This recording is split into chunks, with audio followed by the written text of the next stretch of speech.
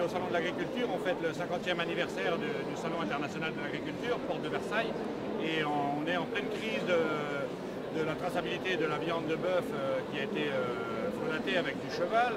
Et ça, c'est quelque chose qui nous peine beaucoup en tant qu'éleveurs producteurs français, puisqu'on a une traçabilité infaillible dans les fermes. On est beaucoup surveillé, beaucoup contrôlé. On peut même être pénalisé s'il y a des erreurs de fait dans notre traçabilité. Et on trouve scandaleux que des importateurs magouillent des animaux et arrivent à transformer des chevaux en bœuf.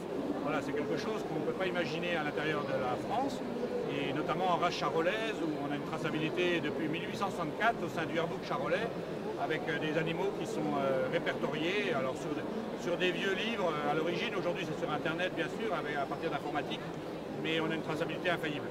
Voilà, c'est quelque chose on y tient beaucoup. Je dis souvent, mangez du charolais, vous êtes sûr de ce que vous avez, il faut regarder les étiquettes, bien sûr. C'est plus compliqué que de la viande de minerai qui peut être broyée et qui est plus difficile à suivre.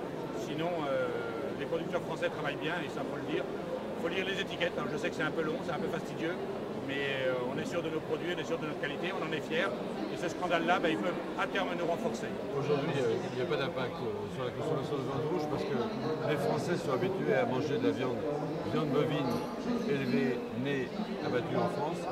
Aujourd'hui, le président de la République l'a dit ce matin, les consommateurs veulent avoir une réassurance sur les produits à base de viande.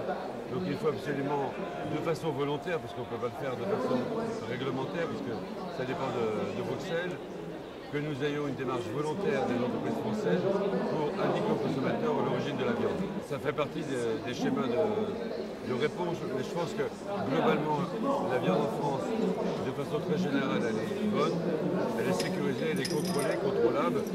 Là, nous avons eu une affaire malheureusement qui n'est pas de fraude, qui n'est pas un reflet de la filière, donc il faut rassurer les consommateurs, la viande française est bonne.